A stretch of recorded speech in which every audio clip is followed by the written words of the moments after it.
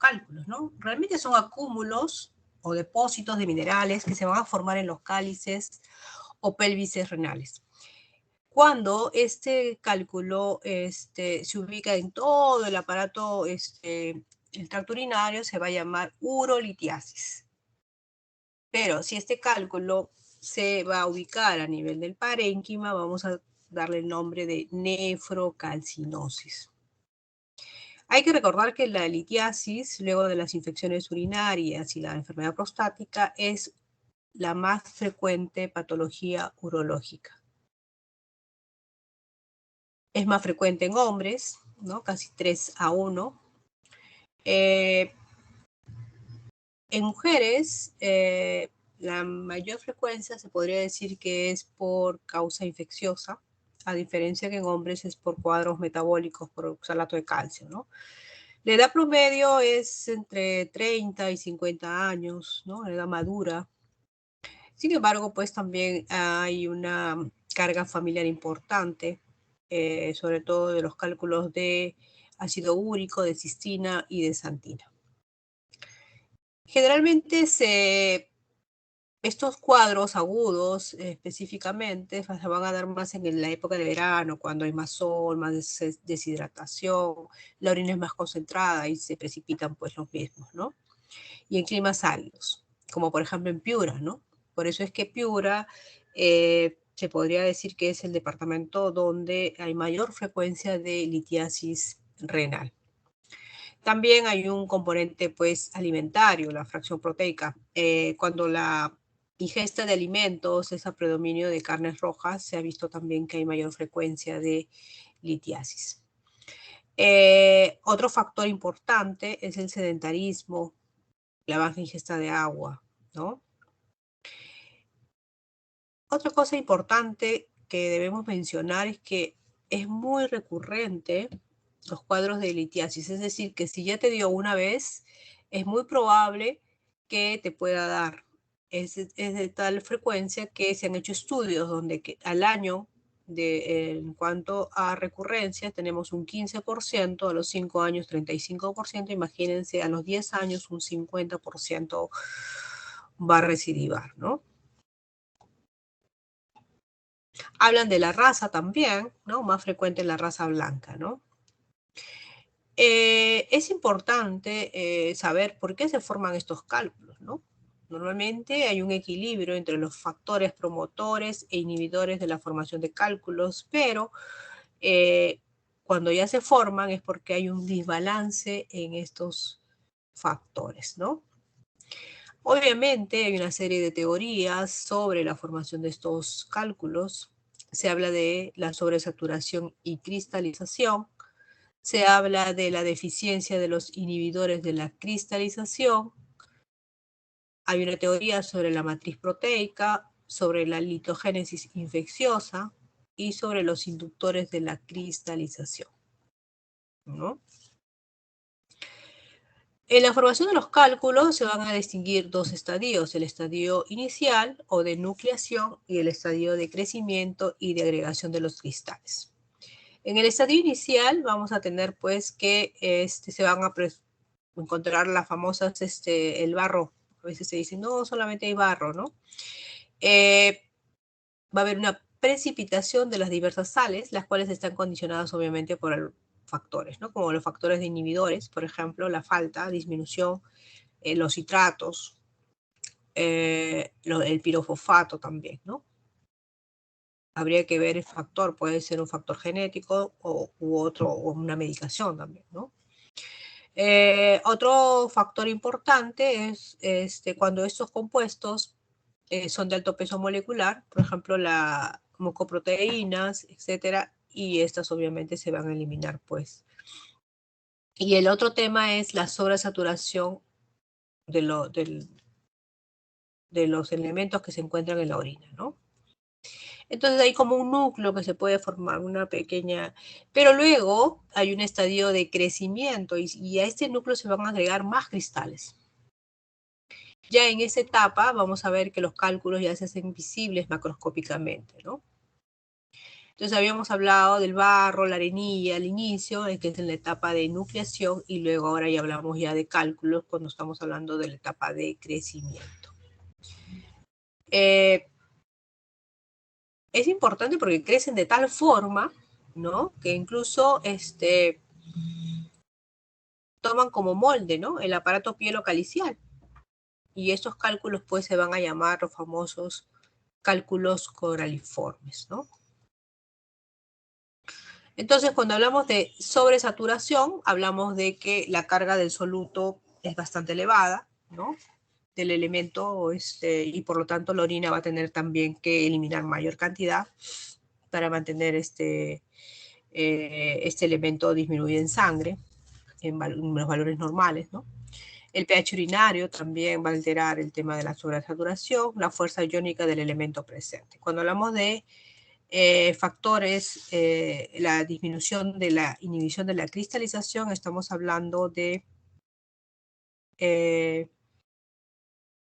elementos, ¿no? Como el citrato, los aminoácidos, el uromucoide, ¿no? Que van a hacer pues que estén disminuidos y que van a estimular más la cristalización, ¿no?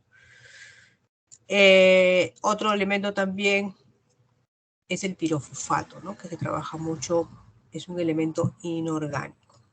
Estos elementos, acuérdense, los más comunes son el citrato, que es orgánico, y el pirofosfato, que es inorgánico, que son elementos importantísimos para inhibir la cristalización. Si no hay estos elementos o están disminuidos, vamos a tener pues la presencia de cristales que se van a precipitar y luego pues van a formar cálculos.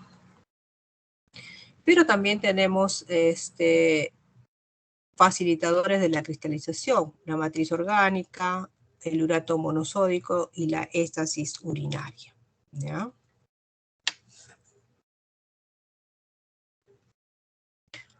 Acá vemos la nucleación, el crecimiento, la agregación y finalmente pues la formación del cálculo, ¿no?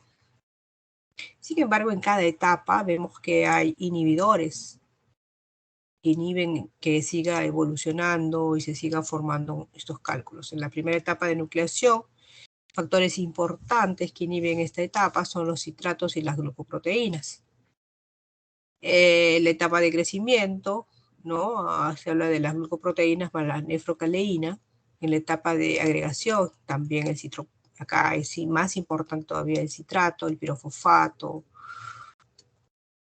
la glucosaminoglicanos, la proteína de Tan-Horfal. Y en cuanto a retención, es importante también la integridad del epitelio tubular, ¿no? Porque a veces como que se incrusta en esta área, ¿no? ¿Cuáles son los factores que van a aumentar la concentración de solutos? La hipercalciuria, esta puede ser absortiva, resortiva, excretora. La hiperuricosuria, ¿no? Por ejemplo, en pacientes con cuadros de neoplasia que le dan quimioterapia y obviamente pues hay muerte celular, hay liberación de ácido úrico y puede haber hiperuricosuria, ¿no? La hiperoxaluria, la cistinuria, la santinuria. ¿Cuáles son los factores que disminuyen los inhibidores de la cristalización? Nuevamente, pues, este es para recalcar el citrato y el pirofosfato. ¿Y cuáles son los factores que alteran el equilibrio? La éstasis urinaria, la infección urinaria y el pH urinario. Habíamos hablado de factores predisponentes, en este caso se ha clasificado en factores extrínsecos y factores intrínsecos. Habíamos mencionado al inicio en cuanto a epidemiología que los meses cálidos, ambientes calurosos eran predisponentes. Los profesionales que no permiten frecuente uso del cuarto de baño, por ejemplo, ¿no? Las profesiones, ¿no? Cuando no hay un vaciamiento de la orina, hay una éstasis urinaria, obviamente, acuérdense que la orina es aséptica siempre y cuando fluya, pero si la tenemos estancada por más de 6 horas, va a ser un caldo de cultivo, puede haber infección, y también hay cálculos secundarios a estas infecciones, ¿no es cierto? Los factores dietéticos que habíamos visto, la baja ingesta de líquidos, la dieta pobre en calcio, la dieta rica en proteínas, la dieta rica en sal. Hay fármacos también que van a favorecer la formación de cálculos de origen cálcico, por ejemplo, los diuréticos de asa, de origen de ácido úrico, los corticoides, la aspirina y la vitamina D, ¿no? Es interesante porque ahora con el tema del COVID-19, por las redes se recomienda la vitamina C, la vitamina D, ¿no? Entonces vamos a ver que por más vitamina que sea, tiene su pro y tiene su contra, ¿no? Fármacos que forman cálculos de origen medicamentoso, el indinavir, las sulfamidas, ¿no? Y hay otros factores intrínsecos, como por ejemplo los antecedentes familiares, ¿no? Aumentan en 3 el riesgo. Si yo tengo un papá, un tío que ha tenido litiasis urinaria, tengo 3 veces más riesgo que otra persona de también tener litiasis renal. La obesidad también es un factor de riesgo, ¿ya? Sobre todo en mujeres. Enfermedades como la diabetes, la hipertensión, el síndrome metabólico, es decir, el sobrepeso, es sí, la obesidad, son factores de riesgo, ¿no? La gota, las enfermedades renales o anomalías anatómicas del riñón y las enfermedades genéticas, ¿no? Acá hablamos de la cistina, ¿no? La cistinuria, la fibrosis química. La hipercalcemia, el hiperparatiroidismo primario, las neoplasias, la enfermedad de Payet y la sarcoidosis. Y obviamente las infecciones urinarias, como les había mencionado, ¿no? Miren, la etiología es múltiple y va a implicar, pues ya hemos dicho, factores genéticos, ambientales, raciales, estructurales, además de mecanismos físico-químicos complejos. Les he traído un cuadro donde vemos que la mayor cantidad, prácticamente el 80%, miren lo que está con verde, rosado y azul, son de calcio, formados por calcio, ya sea oxalato, fosfato o ambos, ¿no? Oxalato más fosfato. Entonces, la mayor cantidad de los cálculos son de calcio. En 4% tenemos el estrubita, que es secundaria a infecciones producidas por bacterias como el proteus, ¿no? Y otros, ¿no? Entonces, cuando tenemos un paciente con litiasis renal, obviamente es importante hacer la historia, una buena historia clínica, un buen examen físico, el estudio de imágenes y laboratorio, ¿no? Es importante, primero, ¿no? Recalcar, pues, la evaluación clínica del paciente, es decir, si es que es la primera vez, si es un episodio recurrente, cuándo ha sido la última vez que ha botado algún tipo de cálculos, desde cuándo empezó, el tamaño de los cálculos, si es en los dos lados el dolor, si es en un solo lado, ¿no? Si conoce, pues, qué tipo de cálculo tiene. A veces esos pacientes que ya vienen, pues, de médico en médico, ya saben todo su historial y te lo pueden mencionar. Si es que ha tenido alguna cirugía, ¿no? De repente, pues, una litotripsia, si ha tenido antecedentes de infecciones urinarias, ¿no? O si es que tiene toda la gama de enfermedades, ¿no? Por ejemplo, la diabetes, la obesidad, ¿no? La sarcoidosis, etc. Medicamentos, diuréticos, la historia familiar, que sabemos que es un factor de riesgo, la vida sedentaria, el poco acceso a los baños, en la oficina de repente, etcétera, etcétera.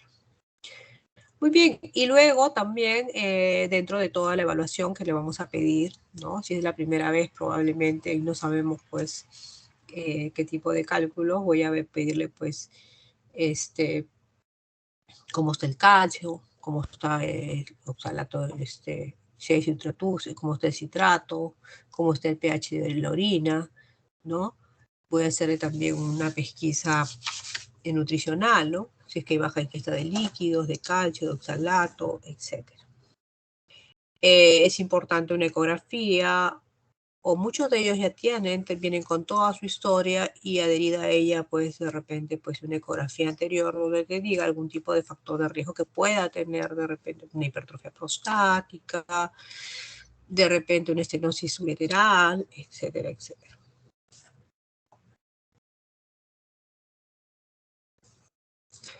Entonces vemos pues que en este cuadro los factores de riesgo que ya hemos mencionado, ¿no? La obesidad, la diabetes, la hipercalcemia, ¿ya? Es interesante, por ejemplo, cuando hablamos de hipercalcemia, saber que la inmovilización prolongada también puede producir hipercalcemia, ¿no? Las neoplasias también, la sarcoidosis. ¿Qué otra cosa? Es importante también, estas son preguntas del MIR, las enfermedades malabsortivas, ¿no? Las enfermedades inflamatorias intestinales, la restricción ileal, ¿no? Y el abuso de laxantes, ¿no? Cuando hablamos de infecciones recurrentes por proteos, Klebsiella, Providencia, Pseudomonas, ¿no? Que estas, acuérdense que nos pueden producir cálculos, específicamente cálculos de Struvita. El cuadro que estamos mencionando acá al lado de la pantalla, vemos que la mayoría de los cálculos se van a ver en una radiografía simple. Es decir, si yo veo, viene un paciente a la emergencia, le pido pues, y tiene un cólico nefrítico, le pido una placa de abdomen y voy a poder ver pues la presencia de algún tipo de cálculo, ¿no? Una placa de abdomen simple es lo más sencillo, lo más asequible, que lo puedes encontrar en cualquier sitio. Pero hay un tipo de cálculos que no se va a ver en la radiografía, que es el radiolúcido, ¿no? Específicamente los de ácido úrico, ¿ya? Y los de medicamentos como el indinavir. El resto todos se van a ver en la radiografía. Doctora, pero me dice que la ecografía es mejor como diagnóstico. Sí, el problema de la ecografía es que cuando el cálculo se encuentra en el tercio inferior del uréter, medio inferior, a veces la ecografía no lo puede captar. Te puede captar de repente la hidronefrosis que te pueda dar, pero el cálculo no. Entonces, en este caso, ayudaría mejor una radiografía, ¿no? Cuando hablamos del tipo de trabajo, es importante, pues la tasa de litiasis es 3 veces mayor, por ejemplo, en trabajadores de una fábrica de vidrio expuestos al calor, ¿no? También hay personas, pues, que hacen mucho ejercicio en zonas calurosas, los maratonistas también, tienen que tomar bastante líquido, porque esta deshidratación va a conllevar a probablemente formación de cálculos, ¿no? El componente genético es muy importante, ya que se ha visto que en gemelos idénticos el riesgo de herencia es de hasta un 56%, ¿no? La hipercalciuria se va a observar en el 50% de los familiares de primer grado de un paciente con litiasis e hipercalciuria.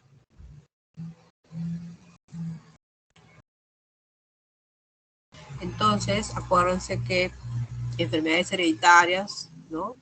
Tenemos la hipercalciuria, hiperoxaluria primaria, la hipercalciuria familiar, la cistinuria, la enfermedad de Dengue, etc. Cuando hablábamos de fármacos, hablábamos pues que habían fármacos que favorecían la formación de litiasis, entre ellos pues los diuréticos de asa, ¿no? Hablábamos de los antiácidos, los corticoides, la vitamina D, la quimioterapia también. Cuando hablábamos de otros, hablábamos de la nitrofurantoína, el indinavir, las sulfamidas, ¿no? Y el indinavir, recordemos que lo usamos para el tratamiento del VIH. Los inhibidores de la anhidrasa carbónica van a aumentar el riesgo de litiasis al reducir la citraturia y aumentar la calciuria y el pH en orina, ¿no? Cuando usamos inhibidores de la anhidrasa carbónica, cuando vamos a altura, ¿no? Muy bien, los suplementos de calcio y vitamina D también van a incrementar la calciuria, obviamente, ¿no?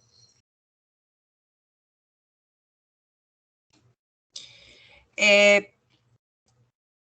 importante porque se habla de cuando tenemos un paciente con litiasis cálcica, a veces recomendamos pues una dieta, le sacamos todo el calcio de los alimentos pensando pues que esto va a ayudar y más bien se ha visto que más bien empeora, ¿no? Entonces, cuando hablamos de factores dietéticos, decimos pues que lo primero, acuérdense que debemos sumar, aún así no tengamos toda esta historia o estos factores de riesgo mencionados, 4 vasos mínimos de agua al día. Lo ideal serían 8, por ejemplo, en los pacientes que sí tienen estos factores de riesgo, ¿no? Habíamos hablado de las dietas pobres en calcio, ¿no? Acuérdense que el calcio actúa a nivel intestinal uniéndose al oxalato e impidiendo su absorción. Entonces, cuando comemos poco calcio, vamos a hacer que el oxalato más bien se absorba y los cálculos van a ser de oxalato, ¿no? Muy bien. ¿Qué otra cosa importante? Habíamos hablado de las dietas hiperproteicas, ¿no? Donde estas dietas van a inducir un aumento de hipercalciuria, oxaluria, oricosuria y por lo tanto, pues, mayor riesgo de cálculos, ¿no? Las dietas ricas en sal, alimentos procesados y un consumo elevado de sodio incrementan la excreción urinaria de calcio y disminuye la excreción de citrato, favoreciendo también la cristalización. También hablábamos de la vitamina D, pero también hablamos de la vitamina C, ¿no? Entonces también ambas van a producir mayor riesgo de litiasis y ambas se recomiendan, pues se están recomendando para el COVID. Entonces lo que yo les digo es que todo exceso es malo, ¿no?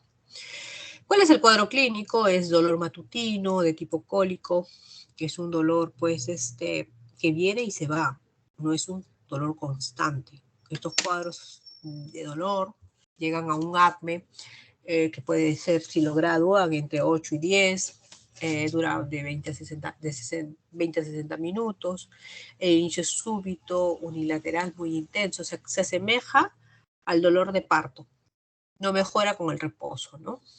Generalmente está localizado en ya sería, por lo general es un solo lado, ya sería piña que te dé en los dos lados, está localizado en la región lumbar, se irradia hacia adelante, sobre todo hacia la zona de los genitales, ¿no?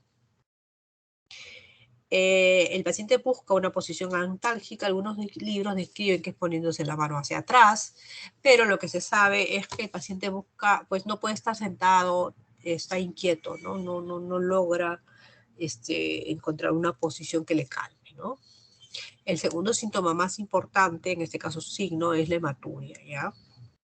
Puede agregarse náuseas, vómitos, por estimulación del plexo celíaco, puede haber estreñimiento y puede haber en algunos casos febrícula, así que no lo confundan con pielonefritis. A veces en preguntas de examen yo he visto que han confundido con pielonefritis, ¿no?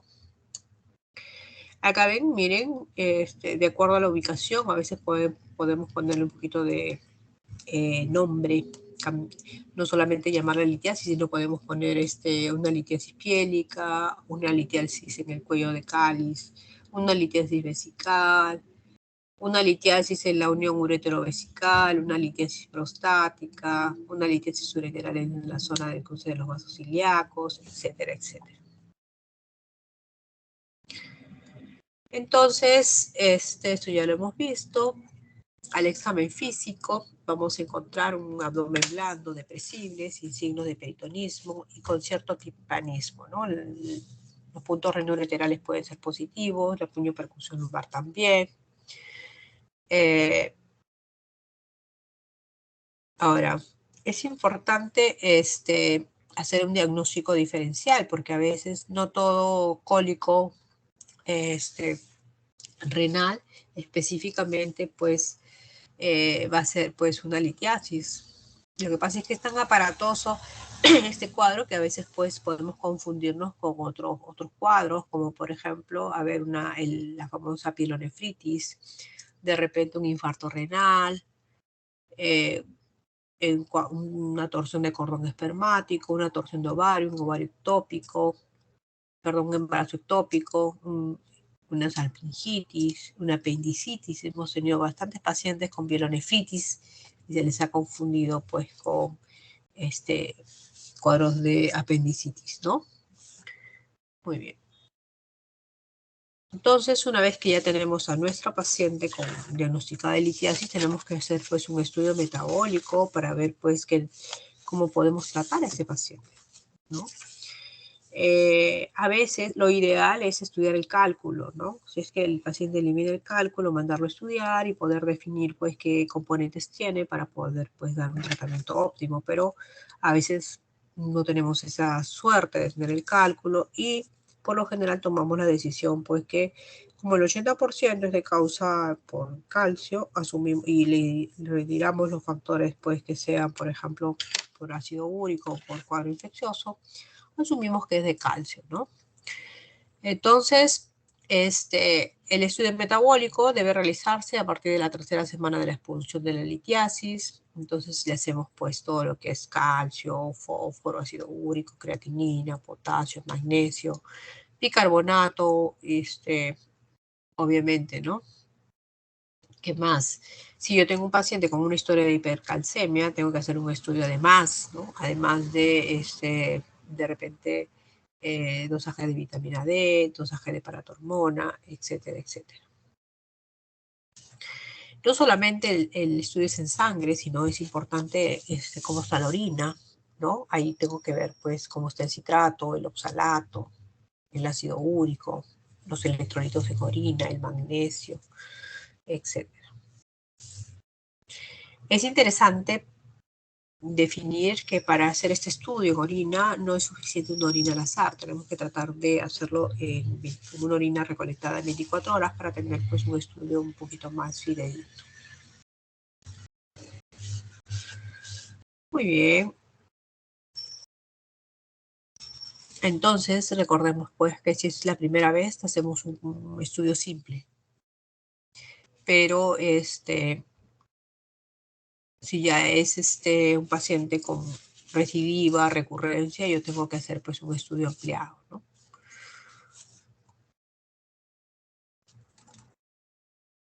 Ahora, cuando hablamos de hipercalciuria, teníamos que ver, había los tres tipos. En este caso, la hipercalciuria absortiva se va a caracterizar por excesiva absorción de calcio, ¿no?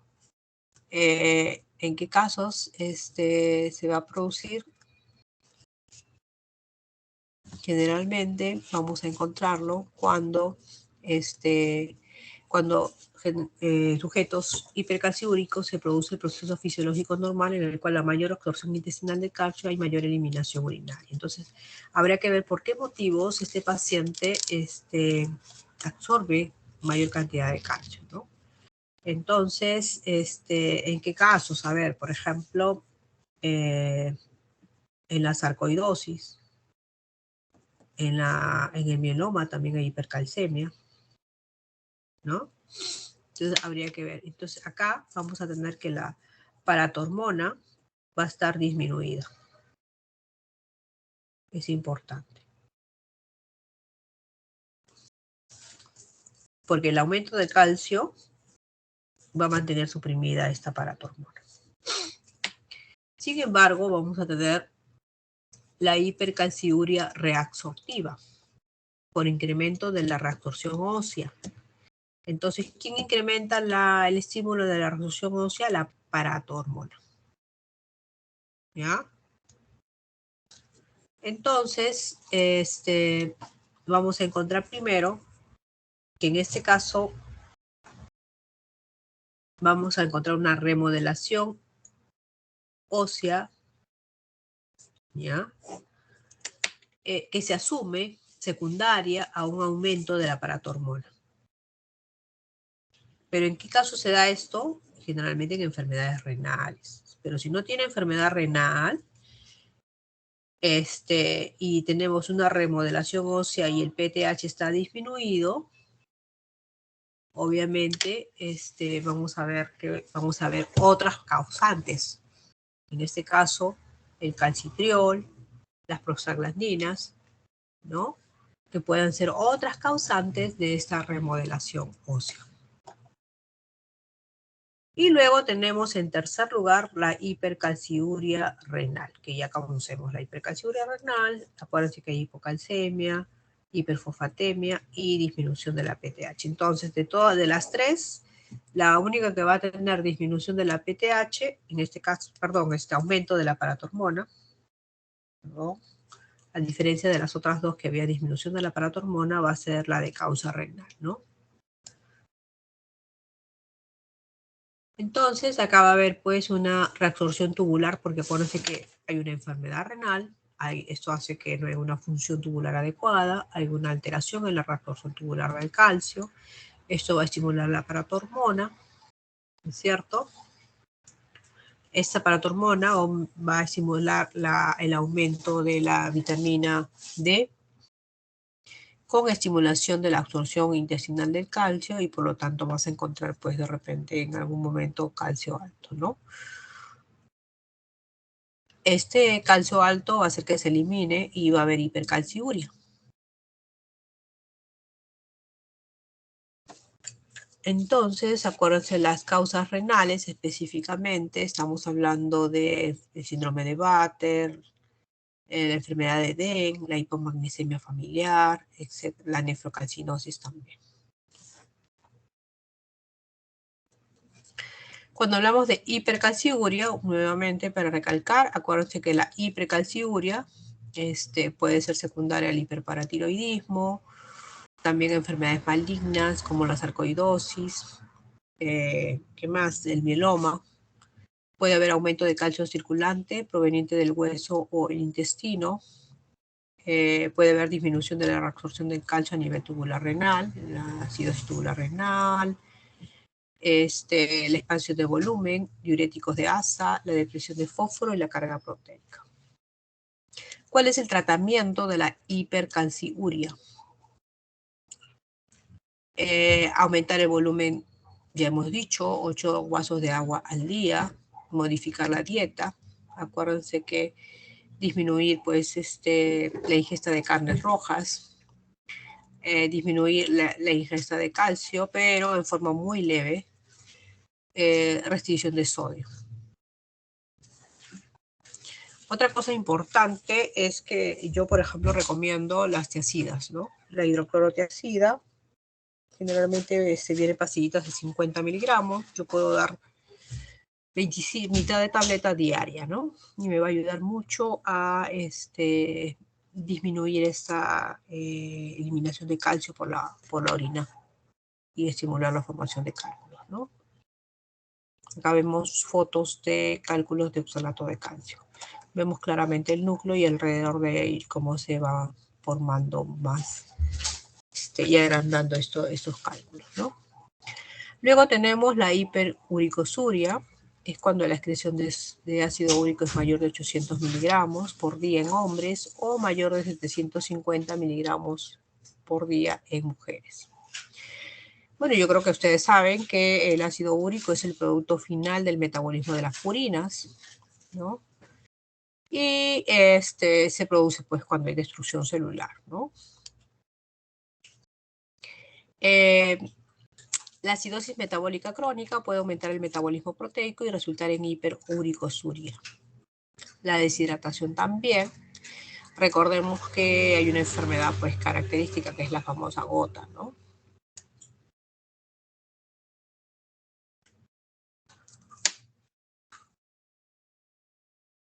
Entonces, en cuanto a los cálculos de ácido úrico, vamos a ver que no todos los gotosos van a hacer cálculos, solamente un 25 a un 40%.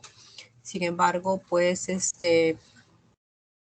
lo que tenemos que tener en claro es alcalinizar la orina, ¿no? En estos pacientes, lo que yo primero les digo que tienen que hacer dieta, evitar todo lo que es vino, todo lo que es uva, todo lo que son carnes rojas.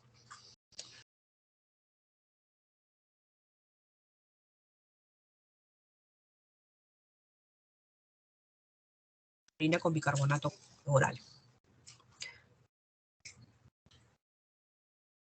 ¿Cuáles son las causas de hiperuricosuria? La gota, la dieta rica en purinas, es decir, las parrilladas, los desórdenes mieloproliferativos, acuérdense que a más destrucción celular, mayor liberación de ácido úrico, la anemia hemolítica, el síndrome de lisis tumoral, las drogas uricosúricas, la mala absorción intestinal, etc. Entonces, el tratamiento de litiasis por ácido úrico, además de los mencionados, que eran los líquidos, disminuir la ingesta de carnes rojas. Si yo tengo pacientes con antecedente de gota o el ácido úrico elevado en sangre, le podría dar tratamiento con allopurinol. El allopurinol viene de 100 miligramos o de 300 miligramos, dependiendo de de la respuesta al mismo, voy a darle 1 o 2 tabletas de 100 o de 300, ¿no? Y hablábamos de alcalinizar la orina, se da citrato de potasio, que es un alcalinizante, ¿no? Ahora, si tenemos un antecedente de hipocitraturia, es decir, citrato bajo, ¿no? Vamos a poderle dar un tratamiento con citrato, ¿no? Entonces, la hipocitraturia también es otro factor importante.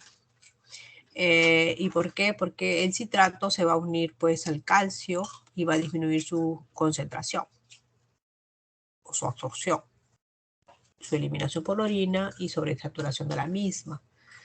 Pero cuando tengamos poco citrato, se va a haber mayor absorción de calcio, mayor eliminación por orina y mayor formación de cristales, ¿no? Entonces, cuando yo quiero ver si hay una hipocitraturia en mi paciente, voy a hacerle dosaje de citrato en orina, ¿no? Entonces, habíamos visto que la frecuencia epidemiológica es que los hombres tengan más litiasis porque las mujeres se sabe que inyectan más citrato, ¿no? O sea, mantienen ese factor protector en la orina, ¿no? Las frutas tales como la naranja y las toronjas son la principal fuente exógena de citrato. Es por eso que en un buen desayuno debería haber pues un componente de estos elementos, ¿no? La terapia de reemplazo hormonal, si bien aumenta la excreción de calcio, también aumenta la excreción de citrato, ¿no? Y el efecto neto es la disminución en la predisposición a la formación de cálculos. ¿Cuáles son las causas de hipocitraturia? A veces un daño renal específico, en este caso la acidosis tubular renal, la insuficiencia renal crónica, la terapia con acetazolamida, la depresión de potasio, la hipocitraturia idiopática y el déficit de magnesio, el ayuno prolongado y el ejercicio intenso. El tratamiento, al igual que el anterior, es el citrato de potasio, suficiente para llegar a citraturia mayor de 300 miligramos en 24 horas. Luego tenemos la hiperoxaluria, ¿no? Cuando la excreción de oxalato es mayor de 45 miligramos en mujeres y mayor de 60 miligramos en varones. Esta hiperoxaluria está presente en más o menos 10-50% de los pacientes con cálculos, ¿no?, de oxalato de calcio. Y esta va a ser producido por aumento de la ingesta, ¿no? Alimentos ricos en oxalato, ¿no? O defectos en la absorción gastrointestinal, así como un componente genético. Esta hiperoxaluria va a ser primaria o secundaria, ¿no? La hiperoxaluria primaria es un defecto, pues, congénito del metabolismo autosómico recesivo generado por defectos en la enzima glioxalato aminotransferasa requerida para la conversión de glioxalato a glicina.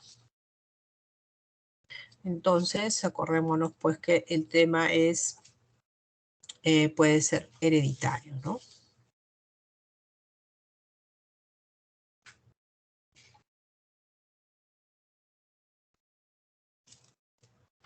Muy bien. Ahora, en relación a la hiperoxaluria secundaria, estamos hablando de la hiperoxaluria entérica, donde va a haber un aumento en la absorción intestinal de oxalato a causa de la enfermedad intestinal. Por ejemplo, la enfermedad de Crohn, una derivación ileal o un síndrome de intestino corto, bajo consumo oral de calcio o pérdida de la flora intestinal, la cual es una cepa bacteriana que degrada el oxalato a nivel luminal y disminuye su absorción. Entonces, acuérdense que todas las enfermedades intestinales van a producir una alteración, lo que va a conllevar a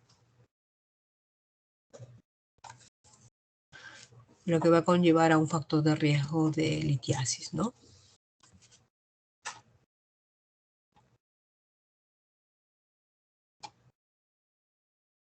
¿Cuáles son las causas de hiperoxaluria? Una dieta pobre en calcio o rica en oxalatos, aumento de la absorción intestinal de calcio, una hiperoxaluria entérica, una hiperoxaluria primaria y una megadosis de vitamina C. Yo he visto que están recomendando incluso inyecciones de vitamina C, ¿no? ¿Cuál es el tratamiento? El aporte de calcio en la dieta es importante, ¿no? Que se debe mantener.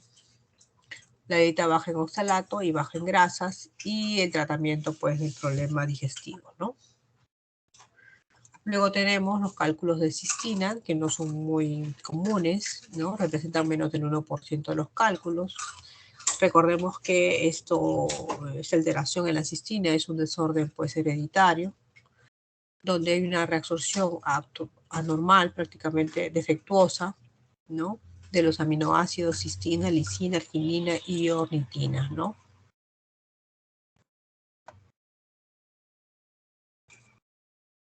En Estados Unidos es prevalente uno cada 15.000 niños, ¿no? Generalmente se da en niños.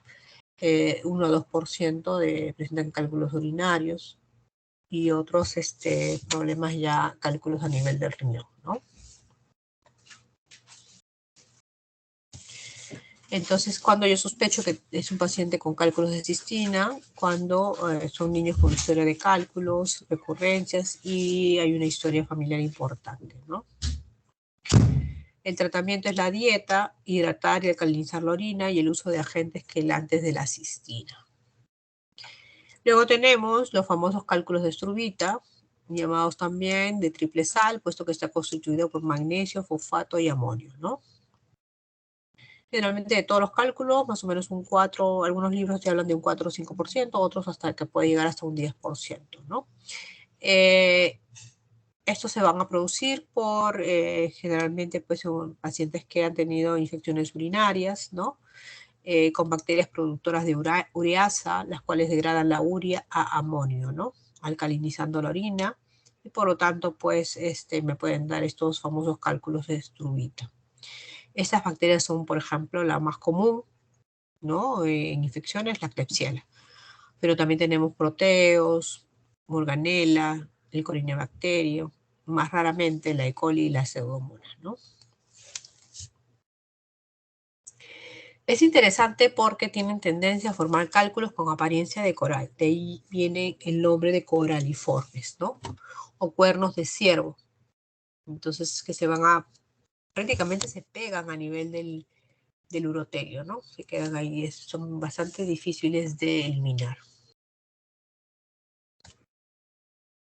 ¿En qué casos yo voy a tener mayor prevalencia de estos cálculos de Struvita? En las vejigas neurogénicas, en las diabetes y en las cateterizaciones continuas, ¿no?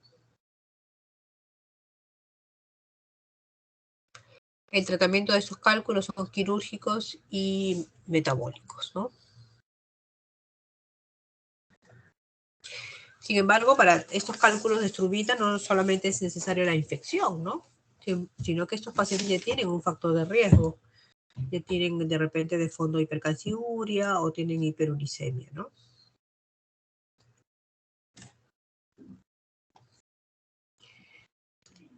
Acá están los, miren ese tremendo cálculo con formas ya de pelvis renal, cálices. Ven, el proteus está en la cabeza, la Klebsiella. Ustedes saben que la causa, ya hemos visto, de infecciones urinarias, la más frecuente es la de Escherichia coli, ¿no? Pero ahora en hospitales estamos viendo también una alta prevalencia de Klebsiella. ¿Cuál es el tratamiento? Terapia antimicrobiana, inhibidores de la ureasa, depresión de sustratos, quimiólisis y tratamiento quirúrgico.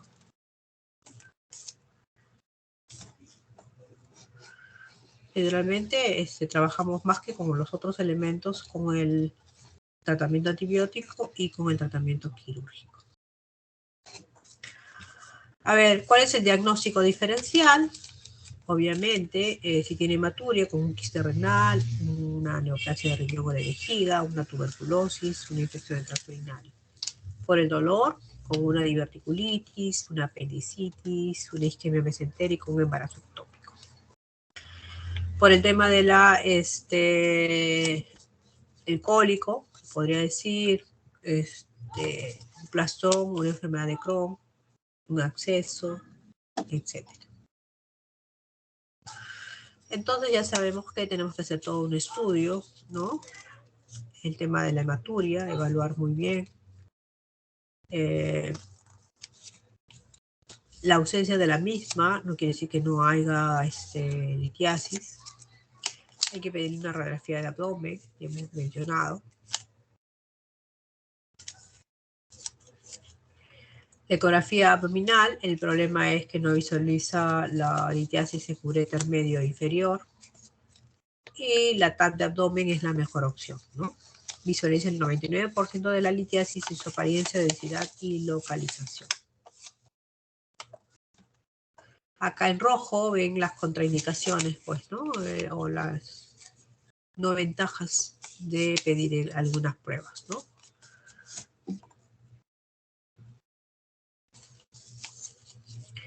Muy bien, y en cuanto a los datos de laboratorio, si yo tengo un pH de orina mayor de 7, hay que sospechar que sea un cálculo por gérmenes, ¿no? Que hacen que el pH pues tienda a ser alcalino, ¿no?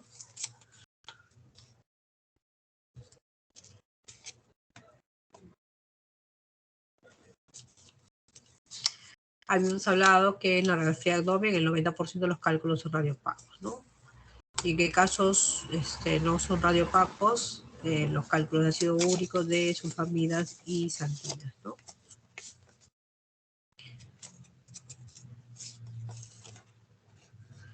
En ecografía ya habíamos hablado de esto.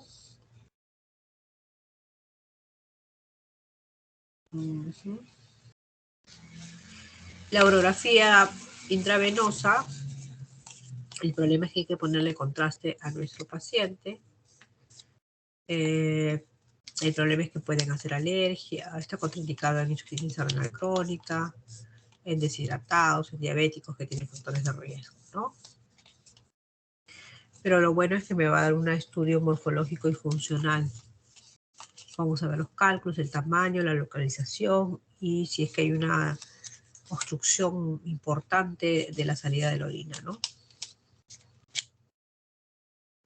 Si es que el cálculo se ha enclavado y no deja la salida de la orina, va a haber una hidronefrosis y yo voy a tener que hacer una nefrostomía para descomprimir ese riñón, ¿no? Miren acá, vemos unos cálculos importantes. Miren cómo es a nivel de pelvis, ¿no? Más que pelvis, de cálices, ¿no? Miren cómo está. Y de riñón, miren. Esos son los famosos cálculos coraliformes. Miren.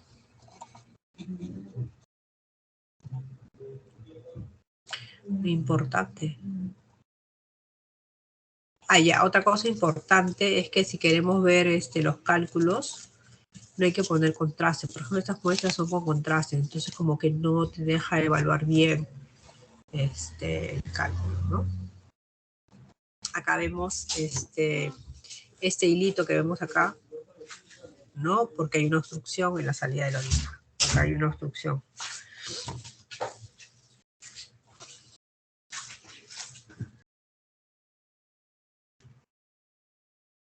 Miren, acá hay una hidronefrosis importante y cuando pasa el tiempo prácticamente ya se pierde este riñón. Pierde función. Miren, acá tenemos varios litos importantes. Tomografía sin contraste también, ¿no? Para poder evaluar los cálculos.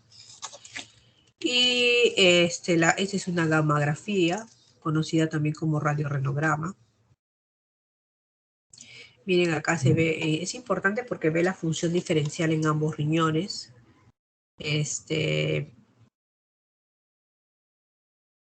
Vemos pues que se supone que los dos deben captar el contraste de la misma forma, pero vemos que hay un riñón mucho más pequeño y como que no capta muy bien el contraste, incluso hasta llega a desaparecer, ¿no? Entonces vemos la curva y vemos pues que no hay una función óptima ni adecuada, ¿no? Muy bien, acá vemos también, esta es la radiografía simple, donde probablemente estemos hablando de estos cálculos de calcio, ¿no? Que es la mayor frecuencia, ¿no? Miren acá los cálculos coraliformes importantes, importantísimos.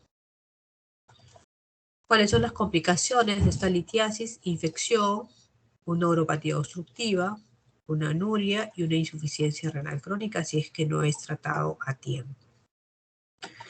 El tratamiento urgente del cólico nefrítico es, obviamente, poner una vía periférica, hidratar al paciente, darle analgésicos, antieméticos, antibióticos también. Muchas veces los espasmolíticos no son recomendados porque hacen pues que el cálculo no migre y lo ideal es que migre y pueda ser eliminado, ¿no? Ahora, cuando ya hay una obstrucción, el paciente, el cálculo ya está enclavado y hay una hidronefrosis importante, voy a tener pues que hacer una nefrostomía percutánea, sacar, hacerle como entrar por vía periférica, pues, como su nombre lo dice, pero a nivel percutáneo, y por ahí colocarle un catéter doble J, ¿no? Si estoy en pleno cuadro de cólico, le puedo dar un alfa bloqueador, la tansulosina de 0.4 miligramos por día durante 4 semanas, para ver si es que con eso pueden eliminar. Se dice que los cálculos menores de 5 centímetros probablemente puedan ser eliminados por el propio organismo. Mayor de 5 centímetros probablemente vamos a tener que operar al paciente. También recomiendan, en algunos casos, si es que no hay, por ejemplo, si el cálculo no está enclavado, solamente te produce cólicos, dar este tratamiento expulsivo para ver si lo elimina, ¿no? Antagonistas de calcio, donde se va a relajar la musculatura lisa ureteral y facilita el paso de la litiasis, ¿no? Ven, acá vemos que le están poniendo pues una nefrostomía y por acá va a salir la orina. Vemos cómo hacen, ponen un catéter y por ahí están pasando pues un doble J, ¿no? Este es el famoso doble J. Miren, lo están viendo en la pantalla, ¿no? Va a permitir que del riñón conecte hacia la vejiga. ¿Por qué? Porque probablemente el cálculo está obstruyendo la salida. Entonces, por vía percutánea ponen este catéter para que sea pues de libre tránsito y pueda pues mantener la función, ¿no? Pero también hay tratamiento quirúrgico, que es por ejemplo, la litotripsia extracorpórea por ondas de choque. Esta está indicada como tratamiento de primera línea en cálculos menores de 20 milímetros, litiasis ureterales proximales de 1 centímetro o menos. El porcentaje de éxito supera el 85%. La ureteroscopía, donde ponen pues un ureteroscopio por el uréter, combina el uso del ureteroscopio con la extracción del cálculo con una cesta o forceps, ¿no? Está recomendada en litiasis más grandes cuando los cálculos son mayores de 20 milímetros. Litiasis renales de compromiso más duro, cistina u oxalato de calcio. Y la nefrolitotomía percutánea ha sido demostrado su seguridad y eficacia en litiasis grandes, múltiples o complejas. Perdón, había hablado de 5 milímetros, más de 5 milímetros, estábamos hablando de un tema quirúrgico.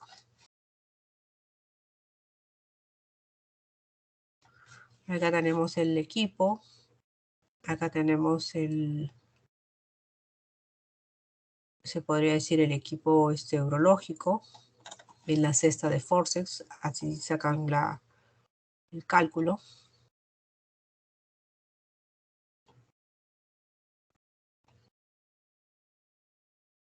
Destruye incluso la piedra. Este es ya es un tema quirúrgico donde directamente abren, en este caso pareciera la vejiga y sacan bien el tremendo cálculo. Miren los cálculos que vemos, importantes. Esos cálculos con forma son los famosos cálculos coraliformes.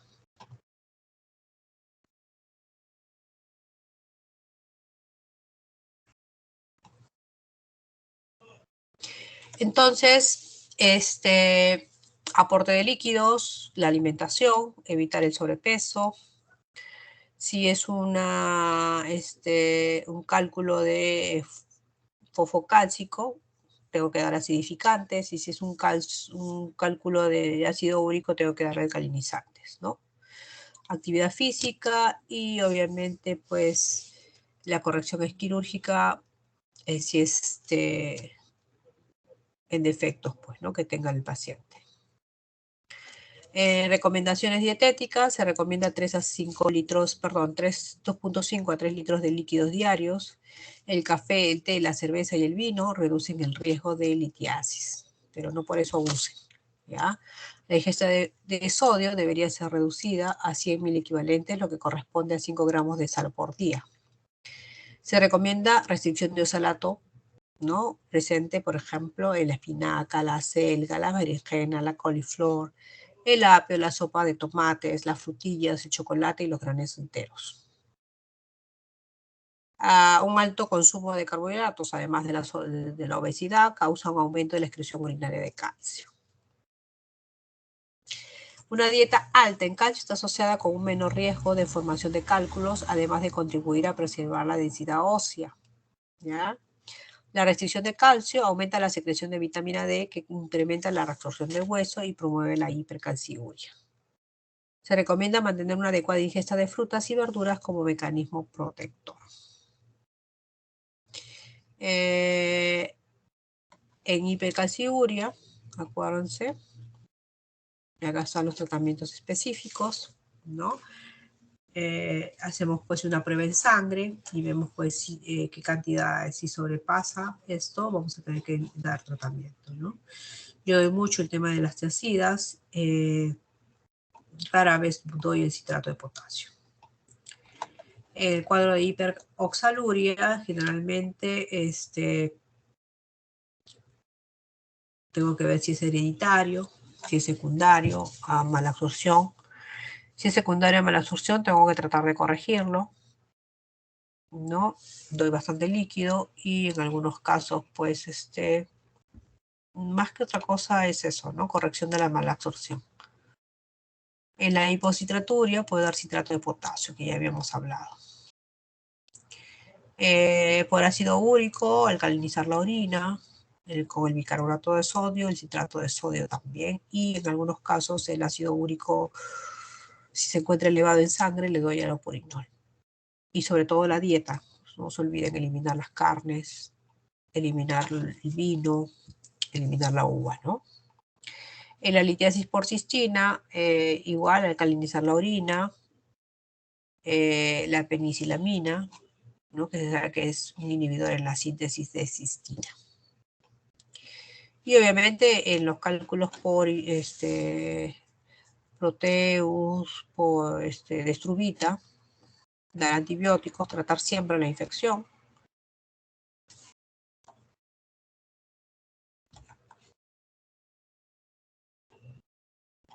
Muy bien. ¿Hasta acá alguna pregunta, chicos?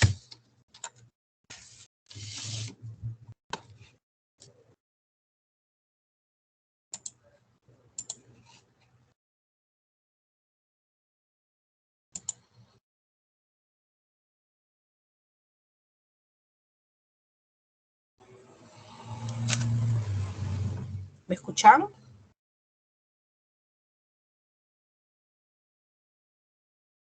Sí, doctora, sí se le escucha.